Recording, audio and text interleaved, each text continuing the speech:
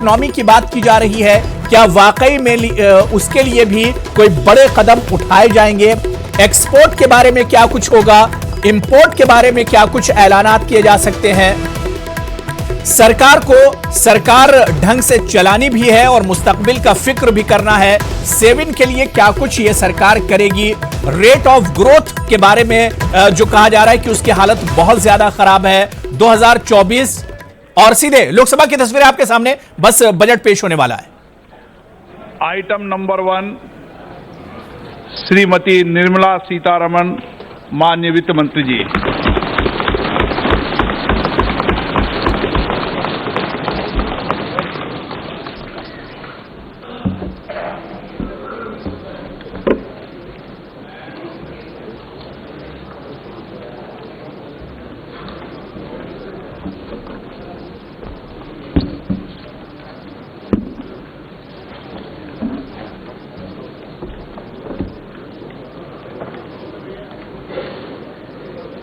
धन्यवाद जी।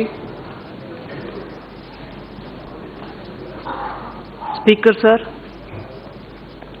I rise to present the budget for the year 2019-20.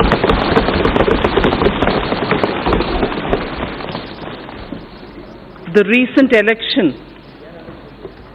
which brought us to this august house today was charged with brimming hope and desire for a bright and stable new India. Like never before, India celebrated its democracy by coming out to vote in large numbers. Voters' turnout was highest at 67.9%.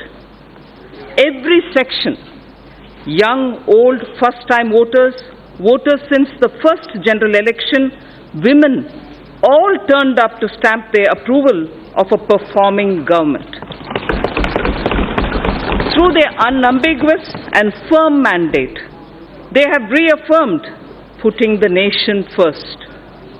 The people of India have validated the two goals for our country's future, that of national security and economic growth.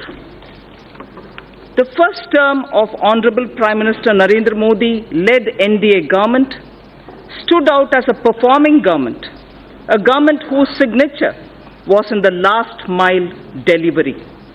Between 2014 and 19, we provided a rejuvenated center-state dynamic, cooperative federalism, GST Council, and a strident commitment to fiscal discipline. We had set the ball rolling for a new India, planned and assisted by the Niti Aayog, a broad-based think tank. We have showed by our deeds that the principle reform, perform, transform can succeed. On many programs and initiatives, we had worked on unprecedented scale. Average amount spent on food security per year approximately doubled during 2014-19 compared to the preceding 5 years. Number of patents issued more than trebled 3 times in 2017-18 as against the number of patents issued pre-14. Our last mile delivery stood out, and the unknown citizen in every nook and corner of our country felt the difference. Our objective was and continues to be मजबूत देश के लिए मजबूत नागरिक. Mega programs and services which we initiated and delivered during those 5 years will now be further accelerated. We shall further simplify procedures, incentivize performance, reduce red tape, and make the best use of technology, just as we did earlier. I am confident we will achieve our goals. Chanakya Niti Sutra says, Karya Purusha Karena Lakshyam Sampadayate. Meaning, with determined human efforts, the task will surely be completed. An Urdu couplet, pardon me my pronunciation, यकीन हो तो कोई रास्ता निकलता है, यकीन हो तो कोई रास्ता निकलता है, हवा की ओट भी लेकर चिराग जलता है।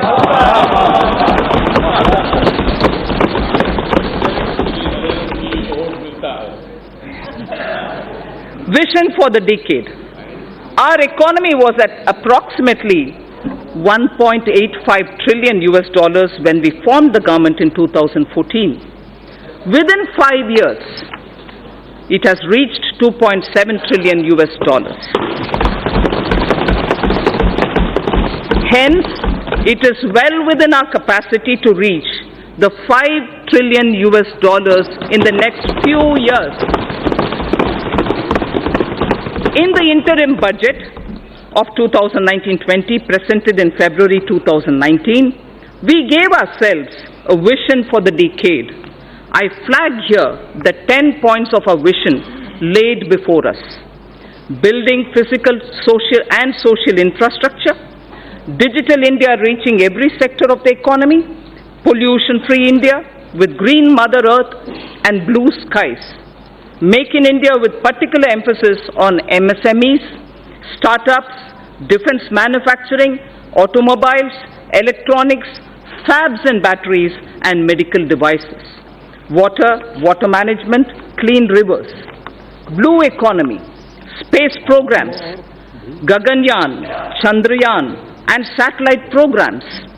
Self-sufficiency and export of food grains, pulses, oil seeds, fruits and vegetables, healthy society, Ayushman Bharat, well-nourished women and children, safety of citizens, Team India with Jan Bhagidari, minimum government, maximum governance.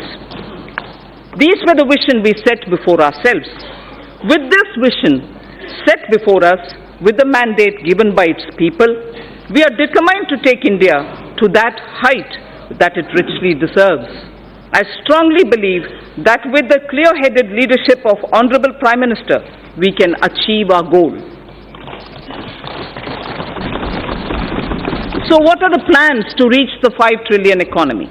The Indian economy will grow to become a $3 trillion economy in the current year itself. It is now the 6th largest in the world. 5 years ago, it was at the 11th position. In purchasing power parity terms, we are in fact the 3rd largest economy already, only next to China and the USA. To attain this and more, we need to continue undertaking many structural reforms. In the last 5 years, we saw many big reforms, in particular, indirect taxation, bankruptcy, and real estate. While these reforms were happening here in the Parliament, the common man's life was being changed through mudra, loans, to help him to do his business, and through several programs, it was being ensured that his or her kitchen had become smokeless. His or her house got electricity connection, and women's dignity was respected with the provision of toilets in home. The common man was served even as a major transformational reforms were being rolled out. And for this to continue, we need to invest heavily in infrastructure, in digital economy, and on job creation in small and medium firms. Respected Speaker, sir, it took us over 55 years for the Indian economy to reach $1 trillion. But when the country and her people's hearts are filled with Asha, Vishwas, and Akanksha, that is, when the hearts are filled with hope, trust and aspirations, we, in just 5 years, added $1 trillion. As I said, today we are nearing a $3 trillion level. So when we aspire to reach a $5 trillion level, many wonder if it's possible. If we can appreciate our citizens' purusharth or their goals of human spirit or pursuit, filled with the inherent desire to progress, led by the dedicated leadership present in this House, the target is eminently achievable. All of India's private sector industries, small, medium, or large, have played a substantial role in growing our economy. I recall the words of an eminent industry leader who said that his company's growth has always aligned itself with India's growth, before and post-independence.